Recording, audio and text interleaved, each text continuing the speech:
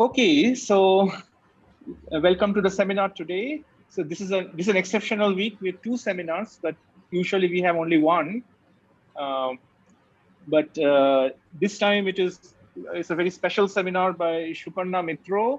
She is a postdoc at TIFR. Previously, she was at Michigan, and after her PhD at VCC Kolkata. And she is going to tell us about some series of work she's doing on her own about understanding this field redefinitions in relativistic hydrodynamics, which is a very important topic of research. But now she's trying to relate it to kinetic theory. And so Sukanya, over to you now to tell us about these interesting developments. Yeah, thank you, Ayun. So, the field of my work is actually relativistic hydrodynamics. And today I'm going to talk about the correspondence between momentum-dependent relaxation time and field redefinition of relativistic hydrodynamics. Don't get scared about the title. I will try to explain in as much as possible layman's language. So let's proceed. So, since I hope there is a spectrum of people from different backgrounds, so just a brief introduction of what is hydrodynamics and especially the sector QGP, quark gluon plasma of high energy heavy ion collision, why it's so important. So actually the idea of hydro was not new. It was quite old. Even QGP have been proposed in the first place. So in 1950s, first the seminal paper by L.D. Landau came into place, and it was the dynamics or the motion of the observables of fluid, that is called the fluid dynamics or the hydrodynamics. So first order theory was developed. First order, what does first order mean? I will go later. So first order theory actually developed by Eckart and Landau Lifshitz. Then first order theory has some severe causality violation problem, which means the signals, the fluid signals are propagating at a larger speed than the speed of sound itself, which of course is not acceptable for any theory. Then second order theory by Muller, Israel Stewart came into play. From 1980s to 2000 and still now it entered the arena of QGP or high energy heavy ion collision. So first there is analytical modeling by Bjorken. From 1990s to early 2000, there is a number of relativistic fluid modeling which actually describe what sort of system actually created in high energy heavy ion collision and try to explain its properties. And finally, in around 2008 or 2009, the relativistic hydrodynamics very nicely explain the data from Uric. Uric is actually a relativistic avian collider of BNL, USA. And it actually shows that dissipative relativistic hydrodynamics with a very small value of shear viscosity over entropy density ratio really explains the data from 200 GeV gold-gold collision at Phoenix experiment. So what we can say from all this data and analysis that relativistic hydrodynamics came very handy at explaining the macroscopic properties of the system created in heavy ion collision and QGP. I'm a little bit of keen on heavy ion collision, but also in astro, and there are other area of physics where also it have been in neutron star and other applications as well, where hydro have been proved to be very successful.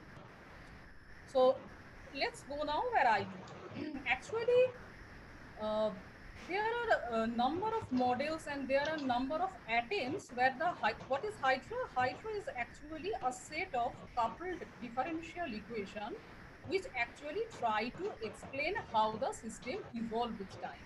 System means the properties of system: temperature, particle number, density, hydrodynamic velocity of the system, how they actually evolve with time. Now there a question may arise. So this is a crude macroscopic theory. One can say when you are coming from a microscopic kinetic theory and going to macroscopic hydrodynamic theory, you are actually losing information, because your microscopic theory is dealing with interaction cross section. When you are coming to hydro arena, you are basically losing information. You are just getting some sort of evolution equation in terms of temperature or particle number density or velocity. So far so good. It does not really matter, because for a system the temperature and other quantities are experimentally observable. That is what is needed. So for ideal hydro, this situation was perfect. Problem comes when the system includes dissipation, that is out of equilibrium hydro.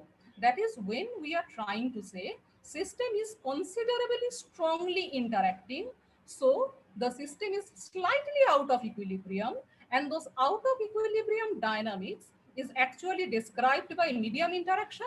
So you have to devise a way to incorporate those interaction within your hydro set of equation. That is the dissipative relativistic hydrodynamics. So far, so good. So clearly, in order to derive a set of such hydro equation in out of equilibrium situation, we need to start from a microscopic relativistic transport theory. So in literature, there is a number of works, number of attempts starting from early 1990s who have been tried to establish a hydrodynamic theory. Uh, there are, I think, BRSS theory and other theories. We are trying to get a macroscopic hydrodynamic theory from a microscopic transport model. So the basic idea is to start with relativistic Boltzmann equation, and then after a set of mathematical manipulation, you can get the evolution equation of the macroscopic quantities. Fine. Problem occurs when the dissipation is needed to be taken into account. It is observed that there is no unique way to do that. So what is the conventional way and why it is? So the conventional way is that, to proceed further, just let me tell you that the basic thermodynamic quantities are energy density, which gives the temperature of the system, particle number density, that gives the chemical potential of the system, and the hydrodynamic velocity, that is the momentum of the system. Fine. So the basic idea is to fix the out of equilibrium energy density and out of equilibrium particle number density, even in the presence of dissipation, to their equilibrium value. That is called the condition for Landau frame, and of course for Eckart frame. Frame definition actually comes from setting the velocity, which is a vector condition. I will come later. So the basic idea was that the correction, dissipative correction in out of equilibrium situation for energy density and particle number density identically, almost in all work till date, has been taken to zero. There are advantages of doing so. First of all, in doing so, the out of... Sukanya, may I interrupt? Sorry. Sure. So you're talking of these two different frames, but I think you will agree that all these frames agree in equilibrium, right? It's only that when of course, that is the point. All frames, everything should agree in equilibrium. And in equilibrium, there is no problem. In equilibrium, dissipation is not playing the role as well. So the entire ball game starts when we are shifting from equilibrium. So the basic idea how to take into account this non-equilibrium effects. So your out of equilibrium energy density is zero. Out of equilibrium, exactly, whatever frame you choose, all frames should return to the same value in equilibrium. So may I ask something here in that case? Sure. So you are saying there these two frames are related by some kind of field redefinitions, right? I mean, yes. So either all of them are equally bad or all of them are equally good. No, I mean, in that case. That's the point I was going to mention. Okay. It's not a point of good or bad. The frames are what till date people have done. There is nothing wrong with Landau frame or nothing wrong with Eckart frame. But the point is that they are just a special case of a huge general system that is needed to be identified. So how in Eckart frame or Landau frame the dissipative correction then is taken into account? So we all know in out of equilibrium hydro, the dissipative correction is taken care by the dissipative flux. For scalar, it is taken care by the bulk viscous flux. The associated coefficient is bulk viscosity. In case of vector, it is either the diffusion flow or the heat vector. And of course, in case of two-rank tensor, we know the shear viscous flow, and the associated coefficient is shear viscosity. Fine. So in conventional way, the entire scalar correction, the entire bulk viscosity in an out of equilibrium system is incorporated in pressure. So that is called the bulk pressure. So far so good. It was okay. Now for last 5 years, it started raising people's concern. Maybe this is not an entirely general feature. Why pressure has to be such a, and the second advantage is that you can close the set of hydro equations simply by putting the equation of state, because you can always identify the out of equilibrium energy density or out of equilibrium particle number density with their usual equilibrium value. It is handy to work with. But the problem is that why pressure will be such a special thermodynamic quantity that the entire scalar dissipative correction out of equilibrium will go only in pressure, leaving the energy density and particle number density always to their equilibrium value. So now there is a very famous group working which is called the BDNK group, Benfica, Disconzi, Noronha, and Kovtun, who first postulated that out of equilibrium energy density or particle number density as it should be. This comes from the very basic idea of dissipation itself. Out of equilibrium particle number density or energy density should not have any first principle definition. You can define an energy density or a particle number density or even hydrodynamic velocity only if you are in equilibrium. In out of equilibrium, all these quantities are subjected to dissipation. Landau frame or Eckart frame is an artifact to make them zero by only putting some very serious physical constraint. They are fine, but they are not the general case. That is what I will go to show. So now, So you want to say that you want to, if you incorporate like fluctuations, like microscopic fluctuations, then it is one cannot just simply artificially set them. So you're saying you're questioning whether you can define a temperature in such a way that you can just simply use the equilibrium value to define this energy density in the Landau frame, for example. You're questioning that. Exactly. Actually, the thing is that there are, I will show you in out of equilibrium, when you are trying to derive these quantities, there are, from a microscopic theory, there are very two distinct set of solution. One is called the homogeneous solution and one is called the interaction solution. The interaction solution is entirely carrying the information of dissipation. The homogeneous solution is called the frame information, which you can tweak or you can choose the coefficient of the homogeneous solution uh, at arbitrarily by choosing the frame of the system. So there you have some liberty, and choosing a particular physical constraint, you can make delta epsilon means energy density correction and particle number correction exactly to zero.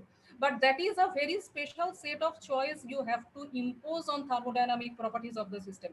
That is not the general case. So that is why comes the general frame, and Landau frame or Eckart frame is a just special case of that general frame scenario.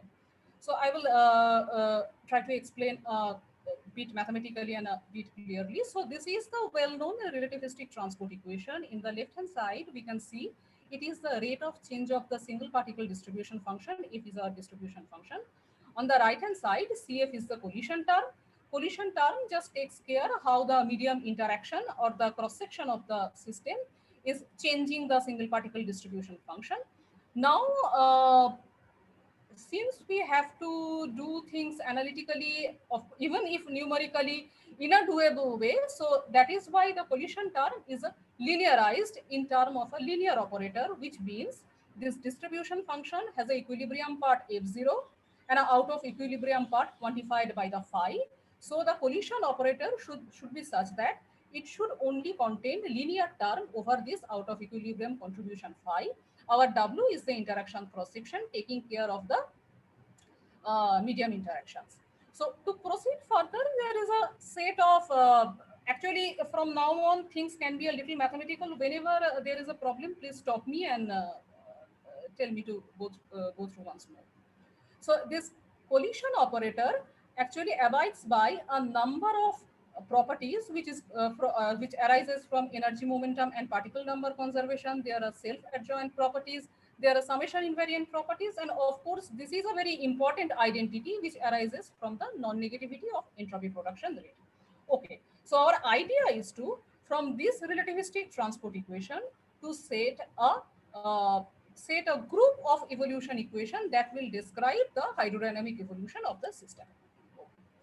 So now comes what is called the order by order gradient expansion solution of relativistic hydrodynamics. Order means the gradient over the basic thermodynamic quantities. If Sukanya, I have a system, question about this equation sure. that you wrote down.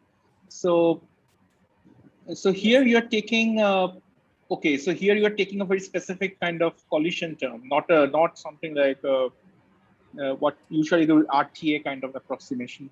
No, no, You're no, no, taking. no. So far there is no RTA. Actually, RTA will come later. Actually, so what is RTA? I will tell you. If this phi is, as I told, that phi is the out of equilibrium departure of the single particle distribution function. This phi is actually particle one. Actually, the collision is P plus P1, P prime going to P1 prime. So RTA is a very simple approximation. If you consider only the incident particle is having a departure in their distribution function, and this phi 1, phi prime means 2, 3, and 4 number of particle is actually not having any departure in their distribution. These threes are zero. This collision term will reduce to RTA. RTA is just Okay. simply that. Your incident particle is suffering the departure in distribution. The second particle and the outgoing particle are almost same F values. So that is RTA. So let's proceed with the general one. I will come to RTA later because there are reasons because RTA do not feature the homogeneous part. So now comes the gradient expansion. So the gradient expansion is that gradient expansions means gradient over the basic thermodynamic quantities like energy density or temperature or particle number density. So if your system of equation contains just single gradient over these quantities, this is your first order theory. And then if the second order gradient is second order theory, means what is the maximum order of gradient over thermodynamic quantities your theory is incorporating. That is the order by order expansion of this hydrodynamic, the method of solution of hydrodynamic equations. So any rth order gradient expansion, so it may look a little obscure, but this equation and this equation is the same. Just on the right hand side, we have the still linearized collision term of rth order. In left hand side, the equation breaks into a number of terms where this x, y, and z are the thermodynamic force of gradient expansion order r. These are nothing but gradients, first rth order gradient over temperature, velocity, and mu by t. Mu is chemical potential, etc. So our relativistic transport equation takes such a form. So now in order to be a solution of this equation, the only option for our out of equilibrium distribution function is that it also should be a linear combination of the thermodynamic forces. Thermodynamic forces means the bulk thermodynamic forces is the gradient over velocity. The shear thermodynamic forces is the traceless part of the gradient over velocity, and so on and so forth. So now putting this form of phi r back into this equation, this unknown coefficient. So just stick to that. This phi is now a sum of these thermodynamic forces associated with some unknown coefficients. So our relativistic transport equation comes in handy to provide a solution for these unknown coefficients.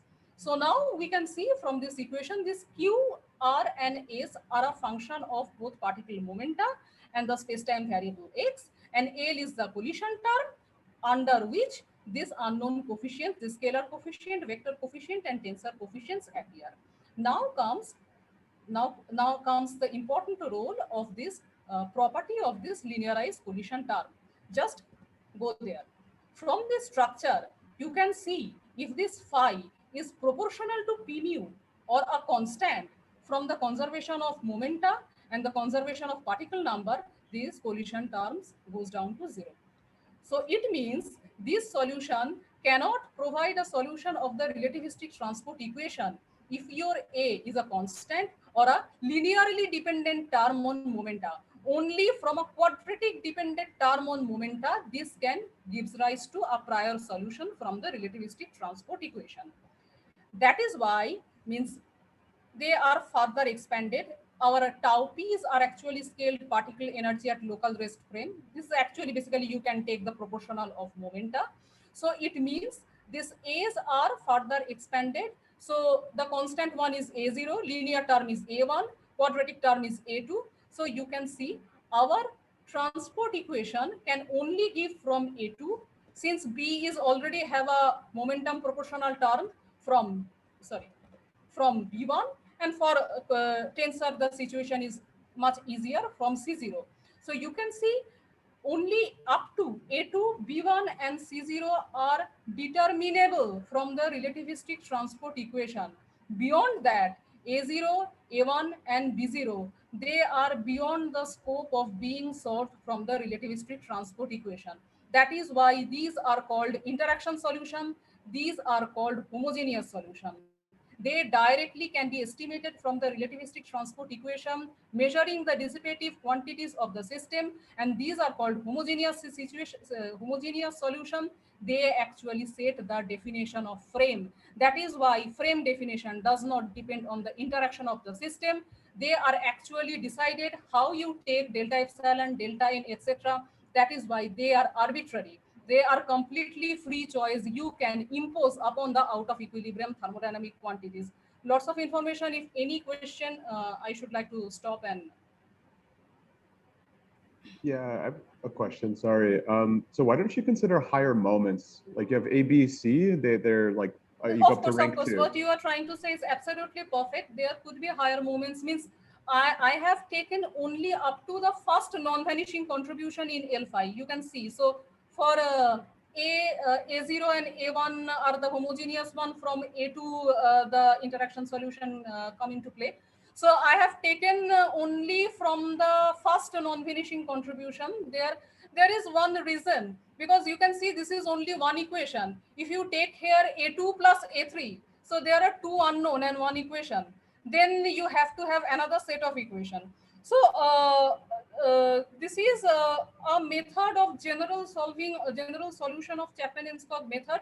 Actually, this polynomial is taken up to the maximum order depending upon the accuracy of your calculation. And up to the first non-vanishing contribution, accuracy is not that bad, Chapman-Enskog.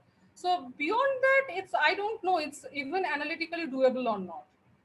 In any formal references I have seen, it's taken only up to first non-vanishing contribution, because if there are more terms like A3 and A4, I don't see there is a very straightforward way to solve analytically from transport equation. No, there should be, Shupanna, because you could define, I think the Chapman-Enskog method simply says that each of them is a basically you take the F0, the equilibrium form, and your phi will definitely only can be written in terms of the Hermite polynomials or some basis, right? And then that gives you a basis of polynomials, and then you could equate both sides. They're scalar, I vector, understand. and So tensor you are versions, trying to say to expand it in complete orthonormal type, orthogonal right? polynomials. Yes, that is another option. So in order, orthogonal polynomials. So like A2 will be orthogonal to A3. So it's like if you take a scalar product left hand side with A3 or A4 or A5, it will give 0 on the right hand side. So there is another way. Exactly. Yeah, it's what you are saying. Okay, in that case, so that could not be done with I have taken a simple power series. So what you are trying to say, that is, yeah, for a orthonormal series that can be done. Yeah, in you are that just case, taking a simplified. So I think the way I see it is that you are this is a taking some simple isotropic solution, because solution. my motivation is to just segregate the homogeneous solution from the interaction solution, and to show how the different solution is changing the different thermodynamic quantities in out of equilibrium. What you are saying is actually, it's right. It can be taken to any desired accuracy of AP, and in that case, the basis has to be orthonormal. So there is a recent paper by Professor Denny Cole where you will, I think, yes, Denny Cole, where it has been in orthonormal. In that case, in left-hand side, any higher moment you take a scalar product, right-hand side will be 0 and only A2 will be retained. Yeah, that can be done. Yeah, then just to get a clarification, so your homogeneous solution, of course, once you fix an initial condition, it will be then fixed, right? So are you trying to say now that the frames should be chosen by the initial condition, not by the standard Landau matching like condition? in this? Initial condition means I'm trying to say the frame is only decided by the homogeneous part. Anyway, this Right. A2, A3 to AN, these are not taken considered in the frame condition. Frame condition is the only condition which cannot be estimated by the relativistic transport equation. Means Yeah, I which understand that. goes below A2 actually, A0, A1 and B0. Those are only the homogeneous solution that goes in the frame information. Exactly, but your initial condition need not be, you're not starting from, you are starting from a non-equilibrium state, right? Because you start from equilibrium, you only stay in equilibrium. So exactly, essentially your solution, you have a unique solution to the system. This is a very well-defined system of equation. So now the homogeneous solution will be uniquely fixed by your initial condition, right? Initial condition means Of F, of the distribution part. okay, of F of or of the thermodynamic quantities.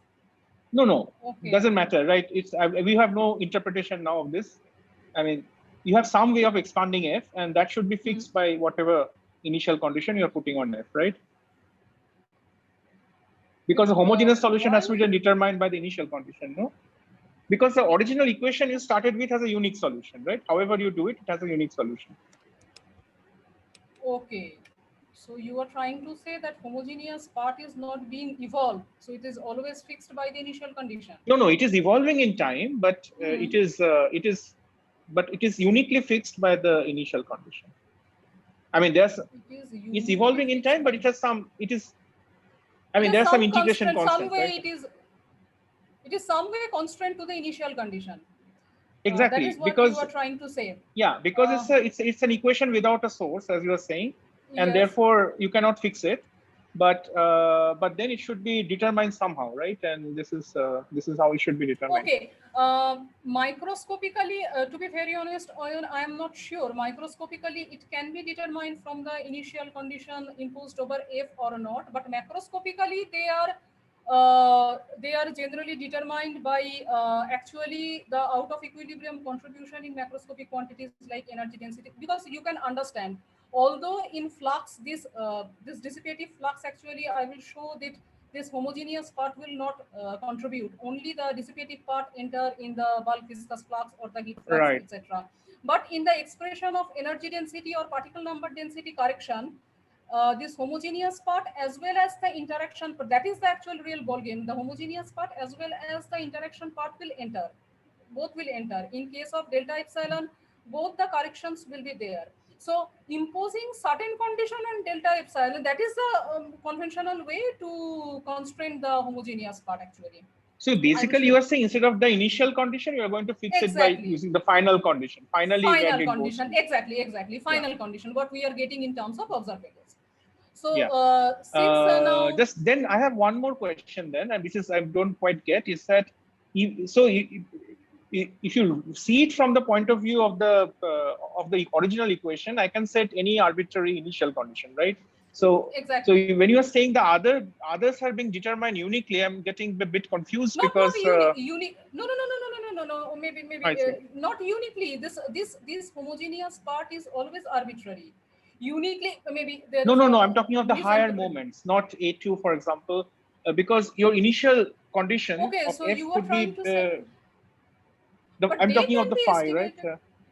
But they can be estimated entirely. Means A2 or A3 or A4, they can be entirely estimated from the relativistic transport equation itself, right? So they count into the interaction solution. If you're no, I understand that, but I'm just asking about whether it has any unfixed integration constant that you can fix and match to initial condition. It should have, right? So you are trying to say some initial. Maybe in the Chapman-Enskog method, you lose that information because it's a very. I think the point is as follows. No, I understand the answer to this probably something like this. The answer to this is as follows. The Chapman-Enskog solution is not the most general solution of the Boltzmann equation, even at the linearized level. It's a very special kind of solution, which the assumption of the Chapman-Enskog solution is that you can expand F in powers in derivatives of the thermodynamic variables, right? Exactly. But this is a very special assumption. So this is a very special assumption. This is a very special assumption. Exactly. So it is analog of it is in gravity. You do this fluid gravity solution. It's not the most general solution of Yes. of Actually, Einstein's equations. I completely agree with you in Chapman and Scope. Whatever we do, we only have everything in terms of the gradient of thermodynamic quantities. We do not have anything other. So it's not the most general solution. So you don't expect that. It's because it's not the most general solution. You do not expect that you can match it to an arbitrary initial condition, right? It is not possible.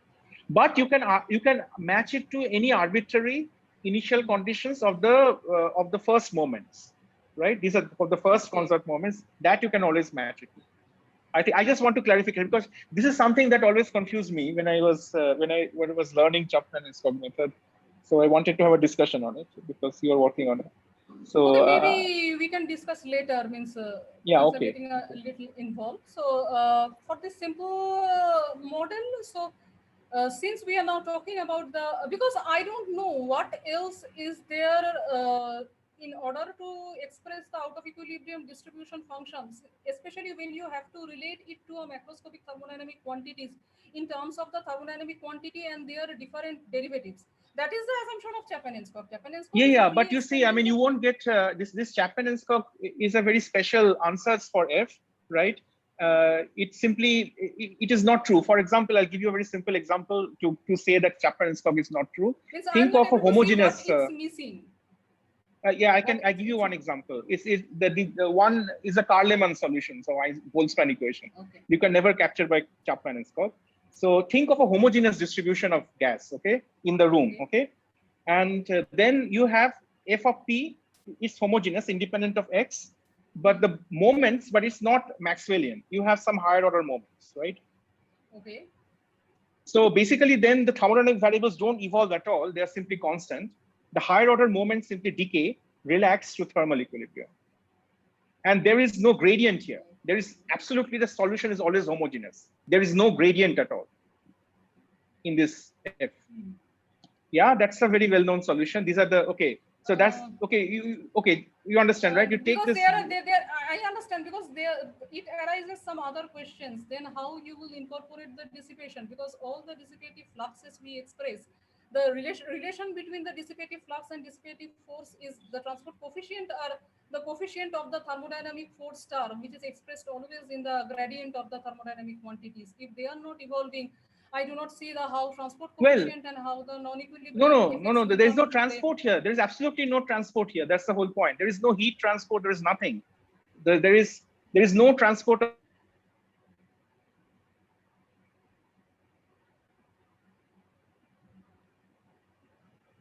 I think internet connection. I think I lost you. Yeah, I think he'll rejoin now. Okay, I believe. It's better I should proceed because it's already 35 minutes, so it's better to have argument later. I mean, discussion later. Should I proceed? I got yeah.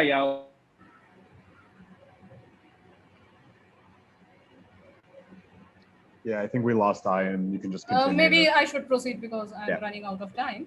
So, okay, since the idea is to incorporate both this interaction and this homogeneous solution in the, that is the name suggests, the field redefinition, to incorporate them in estimating the out of equilibrium thermodynamic macroscopic quantities, I briefly identify them such as all we know, the particle for flow, the energy momentum tensor, and which gives rise to particle number density, energy density, thermodynamic pressure, and correction to mean particle velocity, and the correction to energy flow or the momentum density.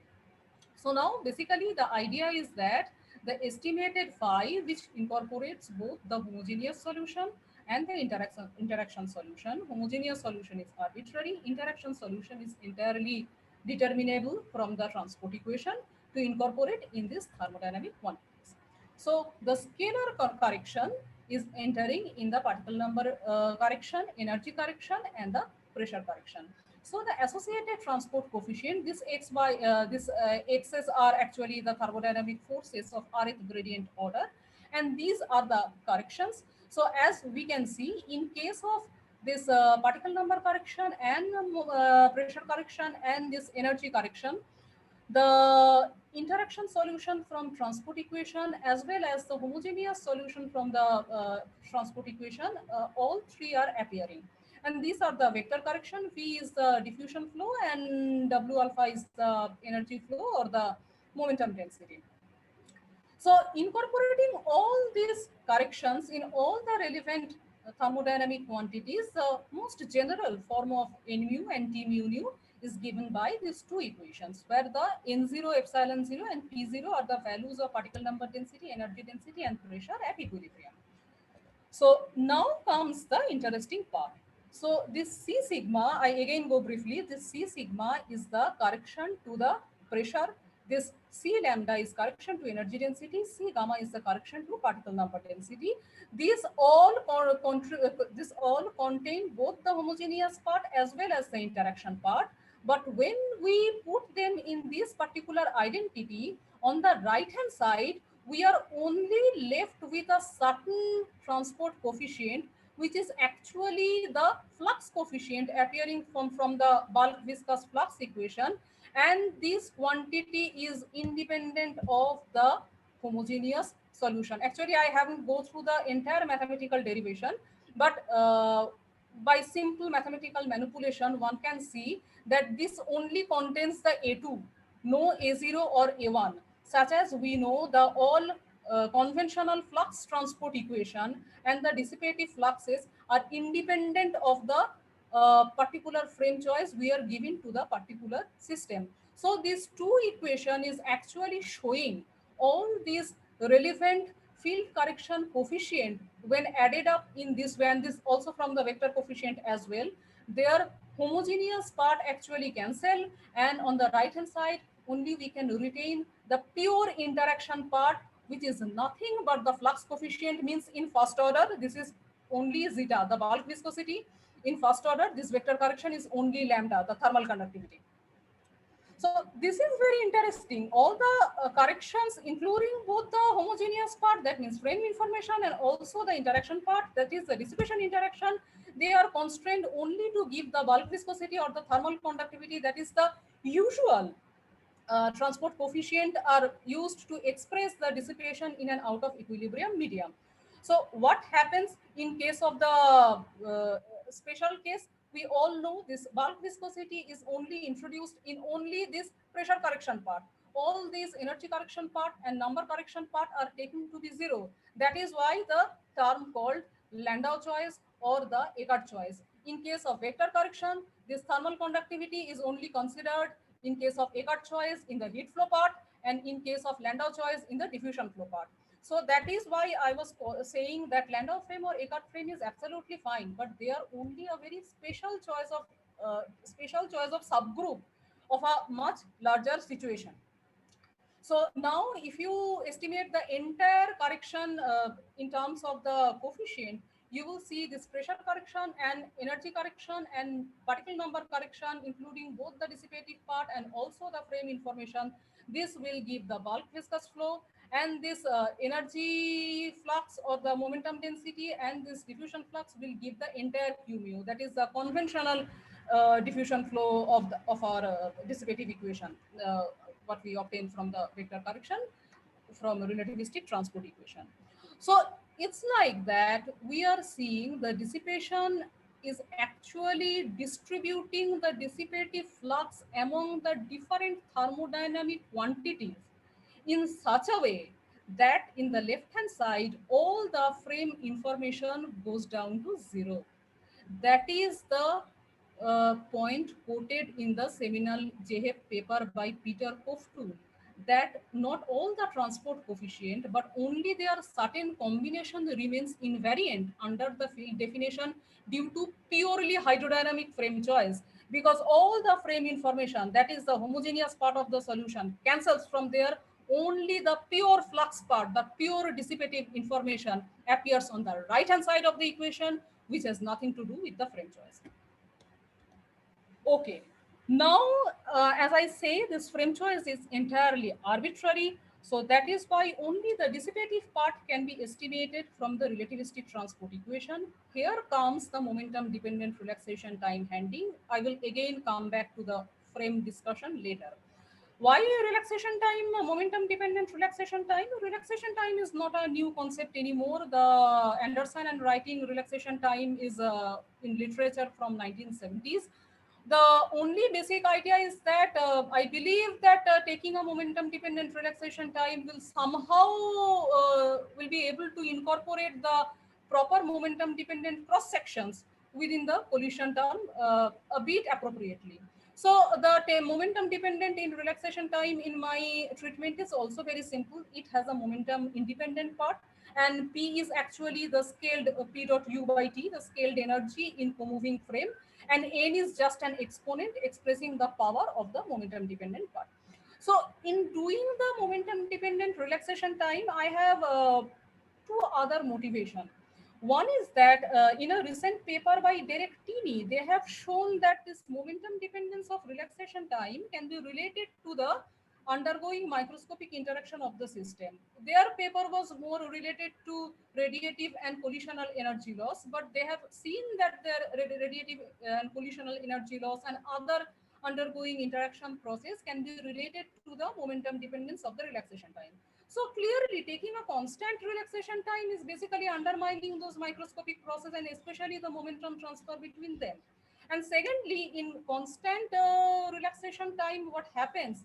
The relaxation time of the single particle distribution function and relaxation time of thermodynamic fluxes like shear viscous flux and other quantities comes out to be exactly equal, which is very disturbing because thermodynamic fluxes are macroscopic quantities. They should have a slower relaxation rate.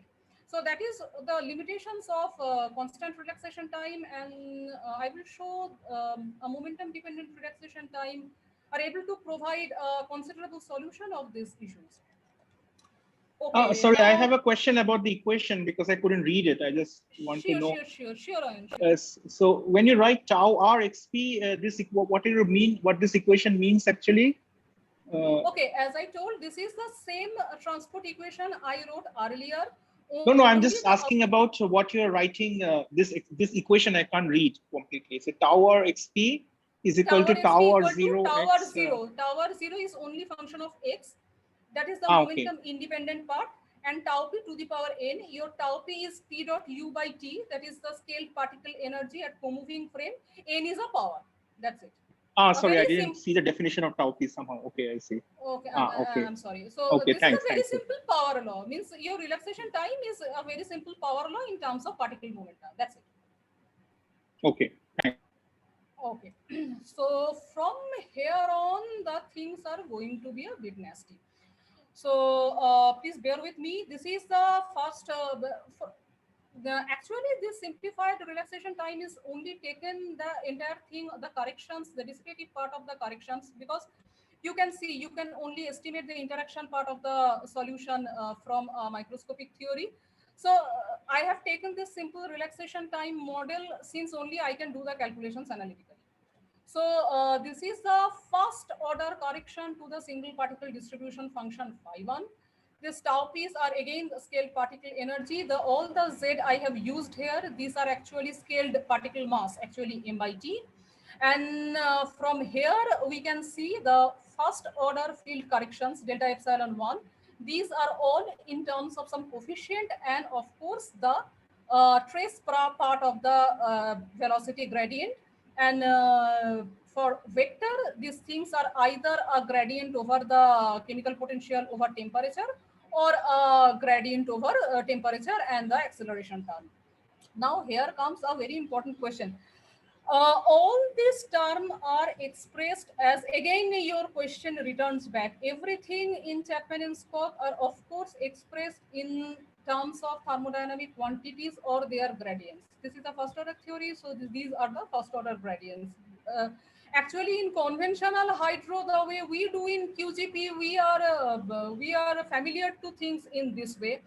And from a microscopic theory like Chapman-Enskog, we are familiar to express scalar dissipation and vector dissipation in terms of velocity gradient and of course the gradient over temperature and chemical potential, etc. These are Yeah, the just one thing. I mean, just my comment earlier was simply that dissipation is not always related to transport, or it can also be related to simply then relaxation how you process. will, then how you There will is no quantify? Means well, you it's need simply some measure to it's simply quantify, right? it is basically loss of information or gain of entropy. It produces entropy, but it's not there's no flux. It's a homogeneous or there's no transport there. You see, I mean, If there is no transport, let's say you have to measure somehow. Let's say you have a dissipation less system and you have a dissipative system. In like that, we have to measure the effect of shear viscosity over entropy density ratio, and finally we have to see the effect on some observable. I will show some observable, like yeah, say it's a like good particle question. How do you spectra. see that? I understand, Means that but is so. it is not a you cannot just simply there. Okay, so what I'm trying to say is rather trivial actually. You have if your observer is only T mu energy momentum tensor, you won't be able to see all the dynamics of the distribution function. Why? Because distribution function has higher moments and T mu is only the lower moments. So there could be processes that at least a linear order, at the linear order, there are many processes which are simply decoupled. At nonlinear order, they will be coupled, right? Because at nonlinear order, you will see. But actually, they will produce entropy only non-linearly, but not linearly. No. What your question is actually very relevant, Oyon. So you are trying to say who told your dissipative process terminate at only second order of moment contribution? T mu nu is only up to second order of moment contribution.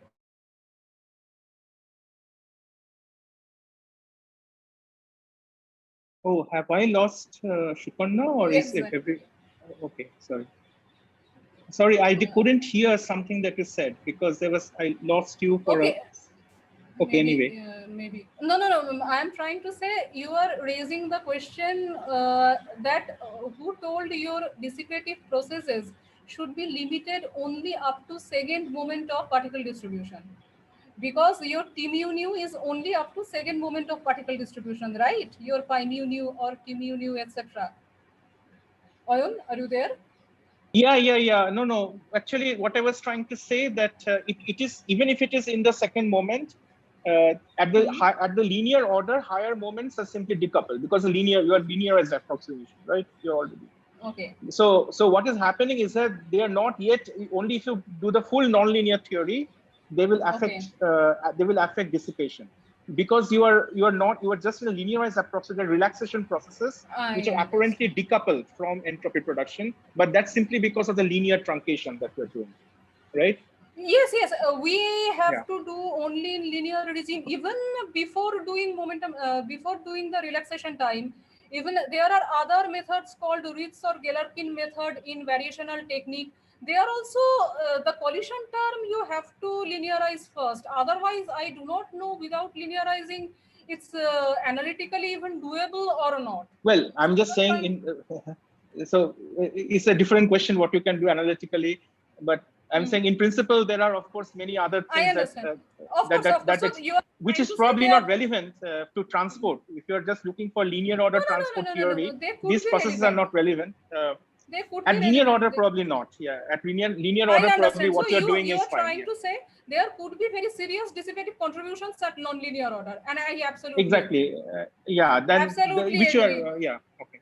We to be very honest, we are not getting hold of them because we really do not know how to handle them analytically. That's the real limitation I should accept on my part. And not on my it's the general procedure, because still we do not have a very clear idea how to get hold of this nonlinear contribution of Boltzmann transport equation. So okay, let's proceed further. So these are the correction in energy density, particle number density, pressure, and of course the energy density or energy flux or momentum density or the diffusion part. So again, the important part is that just here I have written the bulk viscous flux, diffusion flux, and the shear viscous flux in order to show how this out of equilibrium distribution functions is entering within these quantities. And these are the first order flux transport coefficient. Here the segregation is important. Eta, zeta, and lambda are called the flux transport coefficient. This was initially used as only the measure of taking care of dissipation in the relativistic hydrodynamic theory. And these corrections, I am saying the field correction or the, yes, the redefined field corrections. Okay, the interesting thing is that, just a moment. Okay, just to proceed further, one thing we have to check in momentum dependent relaxation time, this zeta, lambda, and eta, when they are estimated, at any value of mass, at any value of temperature and mu, these quantities should not be negative, because this positivity of these quantities are extremely important, as we all know, for non-negative entropy production. That has been checked rigorously, and in the next slide, I am showing you the results. In the upper panel of the left plot, this is actually the bulk viscosity scaled over the energy density plus pressure, and we can see for different values of n. N is, again I am reminding, n is the power of the momentum dependent term in relaxation time, and over a considerable large span of z, z is the scaled mass m by t. We can see both the energy density, both the bulk viscosity and the thermal conductivity of the system is found to be positive. That is very important actually. On the right hand side, the individual transport coefficient, that is the correction to energy density, particle number density, and pressure have been plotted. The upper panel is the scalar ones, the lower panel is the vector corrections. Okay, now here comes the usual story. We will see the n equal to 0 situation, the energy density correction and the particle number density correction is exactly 0. That is why with momentum independent case, this non-trivial situation does not arise, because the dissipative correction with n equal to 0 is always for energy part, and for particle number correction part is always 0. That is why in conventional way, we always see that bulk viscosity is entirely incorporated in the only the pressure part. That is the bulk pressure part. And for also the W alpha, that is also the energy flux or the momentum density is also 0 for n equal to 0 situation. For n equal to 1 situation, the dissipative part in the particle flow actually is given by the cascade 1 actually. This goes down to 0, and instead of the energy part and the particle number correction part individually going to 0, we actually see it's actually the trace part delta T mu mu that is actually going down to 0 with n equal to 1. This results will be important, and I will tell why.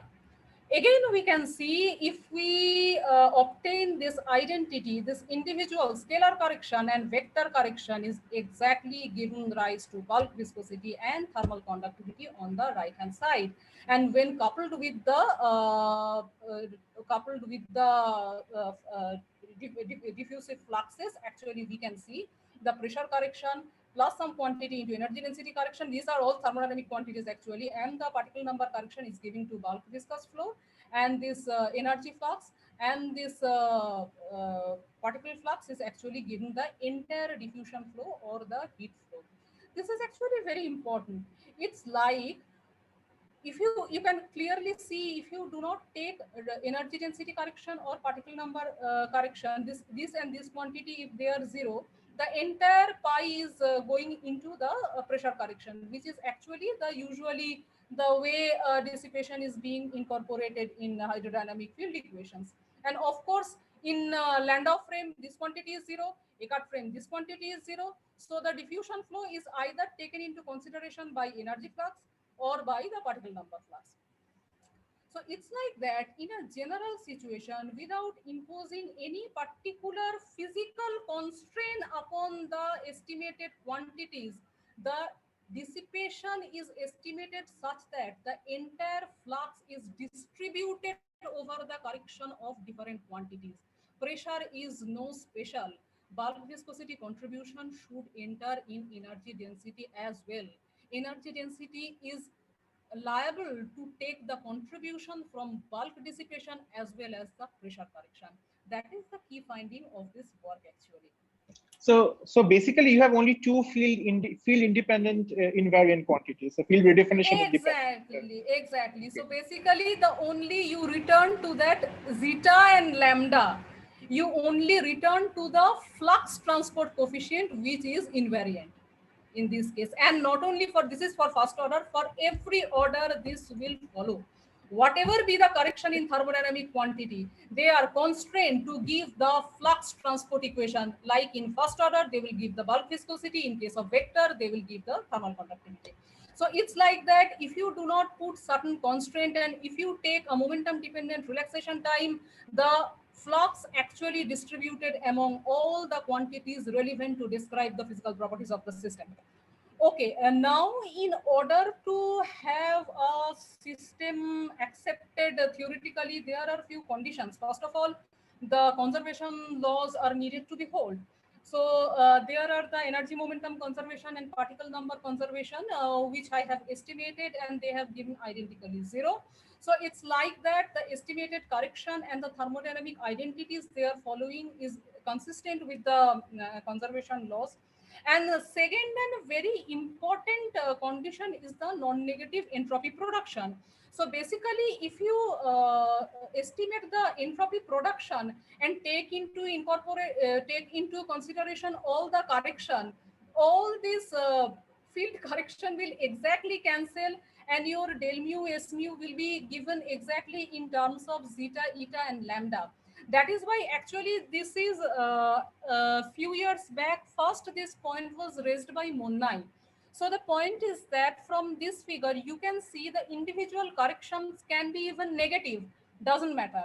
As long as this total combination is positive and this entropy production equation is positive, so your theory is working well.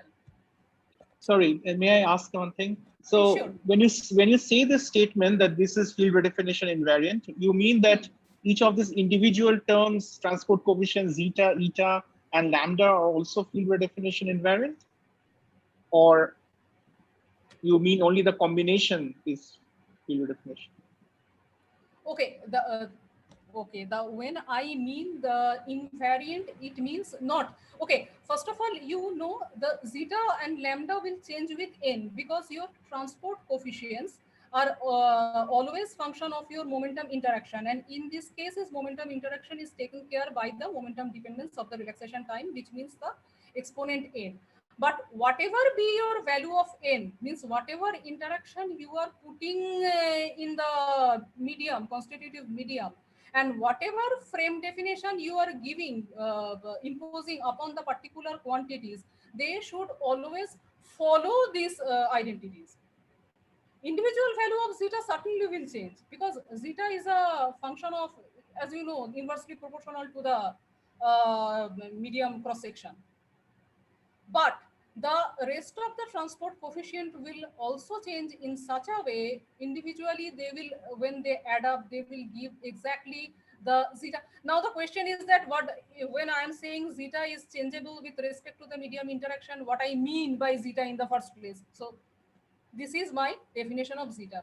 Zeta is the entire scalar part of dissipation related to the velocity gradient trace part. The only coefficient is my zeta. Okay. Okay, thanks for the clarification. So I think what you're now trying to say is that the right-hand side of this entropy current, entropy production current, divergence of the entropy current. Exactly. So that is invariant. This whole thing is invariant. However, individual terms can change. So, but because U and T are different, and U and mu particularly are different, and T is also different. So you have to reorganize these things, but the zeta would then change from one frame to another. But the whole what is invariant is how much entropy is produced. The entropy production will always be positive. Okay.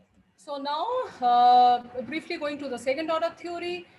In order to second order theory, we again have to estimate the del mu T mu nu 0 and del mu n mu 0 thermodynamic identities. And these are the continuity equation, energy equation, and equation of motion are needed to estimate a second order theory. These are just following from del mu T mu nu 0. and del mu n mu 0. A very nasty second order correction to the single particle distribution function. In this jungle, I just highlight those terms which are related to the thermodynamic force. So sigma mu nu is just the trace part of del mu u nu. This is the first order pi mu nu, that first order shear flux term. So you can see all these terms associated to the momentum dependent term are second order in gradient. That is the second order correction in single particle distribution function. And incorporating them, I have estimated the bulk viscous flow. So these are the second order hydro equation, and these are the relevant transport equations. So a really large transport coefficient, and I'm sorry for that actually. So these are the second order correction in energy density and pressure. In doing the second order, I have omitted the particle number thing because it was going too large to single-handedly estimate, calculate it for me. So the things incorporating the particle number density is actually under process. So I have estimated the energy density correction and the pressure correction. And here also we can see the pressure correction and energy density correction is basically constrained to give the tau pi, to give the transport coefficient actually associated to the flux, to the actually flux equation. It means that the correction to energy density and pressure even in second order is actually constrained to give the flux, this actually the flux transport coefficients. So that is how again our pressure correction and energy density correction is constrained by the total scalar dissipative correction, which is given by the second order bulk viscous flow. Fine. In case of momentum independent case, n equal to 0, all energy density correction will be 0. Entire pressure correction will be taken by the bulk viscous flow. Vector correction I should not mention because it's not entirely complete since I have not taken the diffusion flow in second order.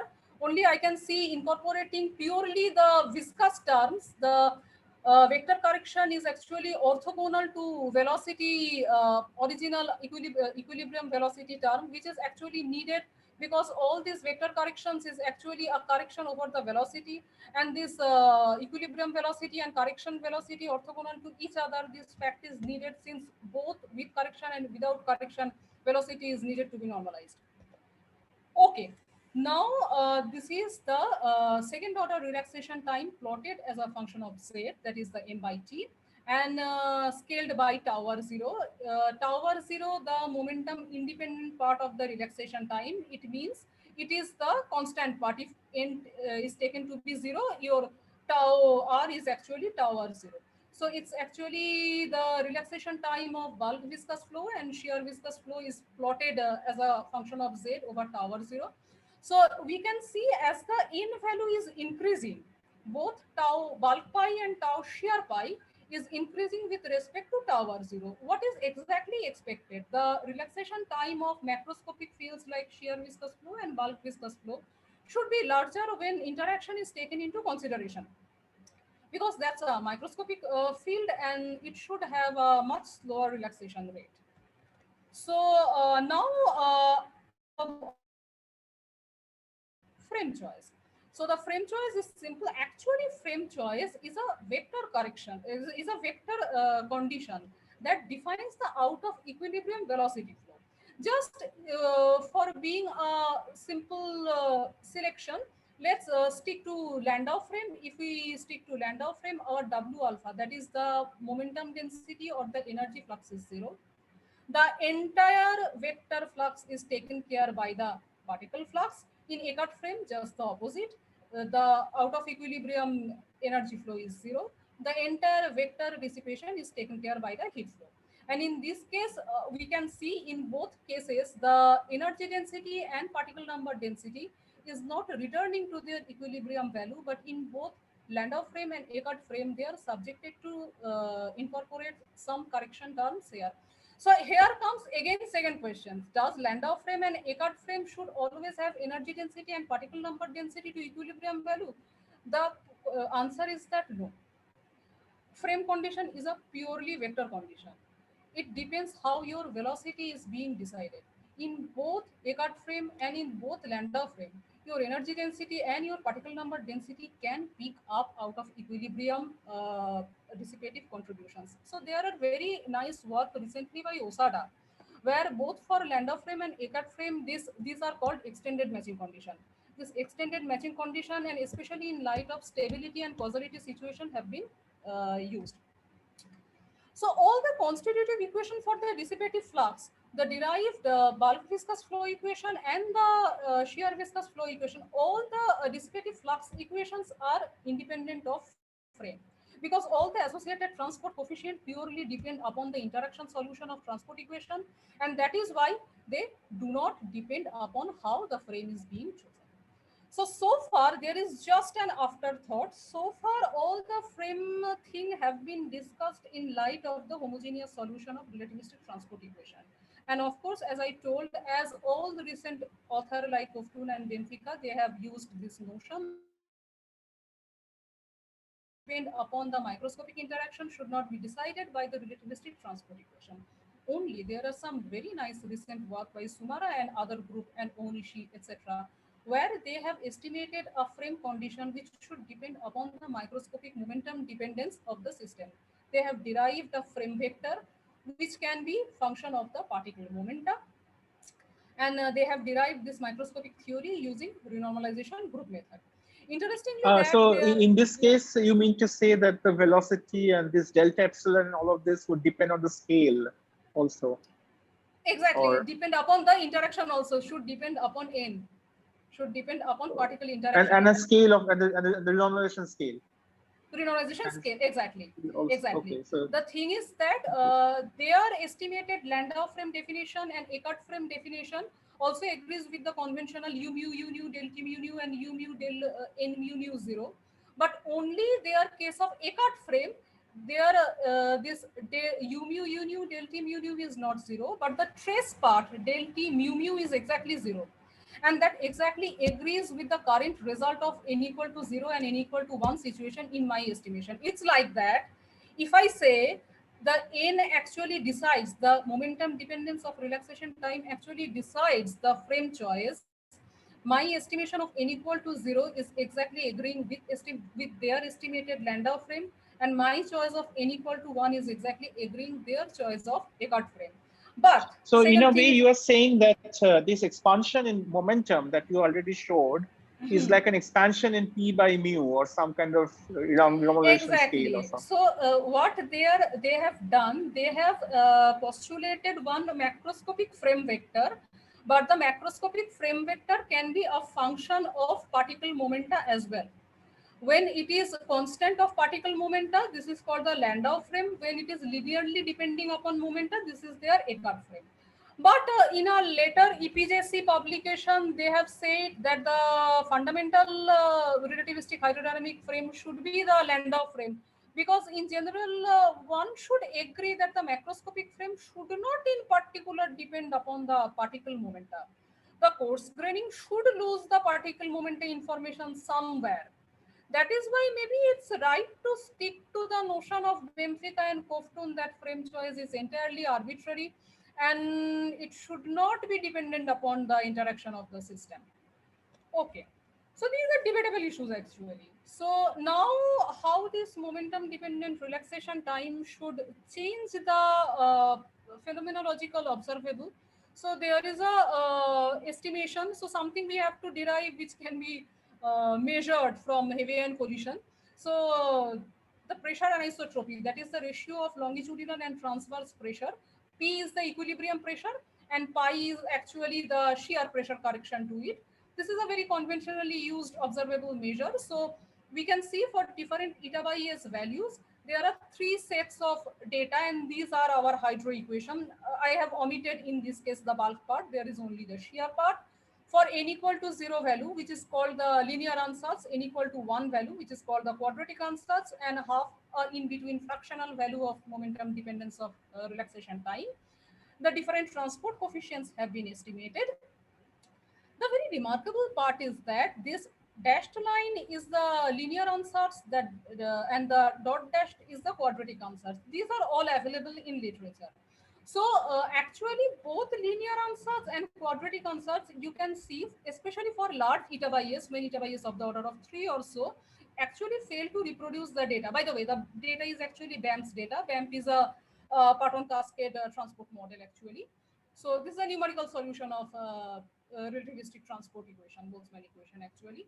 So that is why conventional hydro so far has gone beyond second order, and there are third order hydro simulation where they have seen in third order more or less the hydro observation is matching with this numerical transport solution. The remarkable part is that when I am taking n equal to half, it is very well matching with the large eta by s results, and it's very nicely agreeing with the numerical estimation. And the second important part is that, as I told in the recent paper of Derek Tinney, where he has related the momentum dependence of relaxation time to the undergoing momentum transfer of the microscopic interactions going on in the medium. Actually, n half is related to a two flavor quark gluon gas, and BAMS is also estimated for a two flavor quark gluon gas from a Parton cascade model. Actually, this is provide a very nice. So I have a stupid question. So Sure, this sure. simulation of PL by PT, what is, how do you get it? Using these equations that you wrote down. Exactly. Right? Using this equation, you can solve this equation with taking here the initial condition is Yeah, taken but into then consideration. in these equations, how do you define tau, tau p, and all of this? Tau p means which tau p? So you have these equations where I see tau and yes, tau p, right? I mean, how do you Okay. determine this? Okay. So actually, a lot of algebra has been done here. This tau is not that tau. Actually, this is Milne coordinate t tau. That thing. Okay, This is sorry. proper Okay, time. sorry. Okay, So but I this should tau have told p is them. sorry. Yeah, sorry. So I'm sorry actually about that. this momentum thing in the transport, the momentum thing is actually now incorporated in all the transport coefficient. This tau is actually the Milne coordinate time counterpart. Yeah, okay. Tau, No, but this tau p here is a constant, or what is the tau p here? This tau, you're talking about this tau? No, the tau p in the second equation. In the second, d pi by d tau is equal tau to pi. minus tau, yeah. Tau pi. Tau pi, Yeah. okay, now tau pi is now the function of eta by s, that is the shear viscosity over entropy density ratio, Okay, and so, also okay, the function sorry. of Okay. n. So if you I see, change sir. n is the power of the momentum dependence of relaxation time. So tau pi, the relaxation time of shear viscous flow, will also change. Yeah, sorry. So, you have already defined it in the next line. I didn't notice. Sorry for that. Yeah. Yeah, it's Okay. fine. So actually, it's providing a very nice justification that for QGT, most of the underlying microscopic interaction is going between the linear ansatz and quadratic ansatz, which has been really postulated by Derek Tinney for quite some time. So this is a nice estimation that even with a second order theory, the hydrodynamic simulation is agreeing with the numerical transport simulation quite well if you use a momentum dependent relaxation time with a fractional power of momentum dependence. So I would like to conclude my talk. Oh, sorry. I didn't still understand your plots. I just want to understand this. So these solid lines that you get, right? These are so the value of eta by s is simply an input, and you use the same equations for all of this. Exactly. So the thing is that solid line, dashed line, and dash dot line, these three are hydro simulation. The data, the circles are BAMP's data. BAMP is not hydro. BAMP is a numerical transport model. Fine, directly. Oh, okay. This is what I wanted to ask. What is okay? Exactly. Okay, thanks. Okay, thank you. Okay. Okay. So I would like to conclude my talk. So this is actually a momentum dependent relaxation time approximation that has been used to redefine the thermodynamic quantities out of equilibrium up to second order in gradient. The corrections, the key of the entire story is that the corrections are not independent, but the corrections are constrained to give the dissipative flux of same tensorial rank, bulk for bulk for scalar, heat flow for vector, and so on. And associated coefficients are sensitive to the interaction. The pressure anisotropy is remarkably agreeing with the numerical estimation from microscopic theory when a fractional power is taken into consideration. The future projects will be, first of all, I still have not able to incorporate the finite baryon number density part, that is the diffusion part is second order. That is one thing. And especially, as I told, the final equations are again given in terms of Landau frame and Eckert frame. So a more general frame situation is on the way. And the biggest issue is to check the stability and causality situation, which is not easy actually, of the current theory that is needed to be critically checked. So I like to conclude my talk here, and thank you very much, Oyun, to give me this opportunity here today. Yeah, thanks for the great talk. We really enjoyed it. And thank you. And so actually, also, I would really like to have the discussion with you. Maybe I can write you a mail, because those things are really interesting. Yeah, Which we can actually conclude the talk and also have something informal, like a little informal. Yeah, chat. Sure. Yeah, we can, okay. But then it can be, it will not be recorded. I mean, you can just simply have okay, a of course. Yeah. Okay. I just had one question. For the moment, yeah. Yeah, sure. Go ahead. Yeah, sorry, just one question. Just on your previous slide where you had these plots. So I was wondering, I mean, you're only showing 3 values of n. I mean, but you can take other fractional values, right? Yes. I mean, is this like understood that like 1/2 is like the first fractional value you look at, but the actual value could be okay. Thanks. The thing is that the physical motivation of taking n-half is that the BAMS data, which is actually actually the work of Greiner and other people at FIANS. Mm-hmm. So actually, it is a numerical solution using a pattern cascade model for a 2-flavor core-gluon gas. Actually, in the paper of Directini and his collaborators, there is a number of n values for different interaction going on, microscopic interaction going on. Actually, n-half is taken for us the same thing, a 2-flavor core-gluon gas. So the same thing from 2 end, core-gluon gas taken in pattern cascade model, and core-gluon gas also taken in their estimation to take n-half as the momentum dependence of relaxation time. So that is why I have taken n-half in order to match with BAMS data, because that is the relevant momentum transfer power to take into consideration. Half is the interaction for 2-flavor core-gluon gas. There are other estimation. I think 1.6 is for radiation energy loss. There are collisional energy loss. The n-half is just for a simple 2-flavor core-gluon gas interacting with each other. That is the reason for taking n-half. A pure QGP inspiration. Great, thanks. Yeah.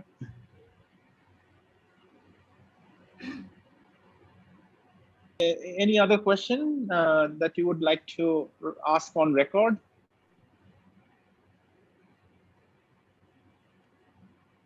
Okay, then if not, let's thank Sukanya for this very nice talk and the discussions. Thank you very much. Okay, so let me stop recording.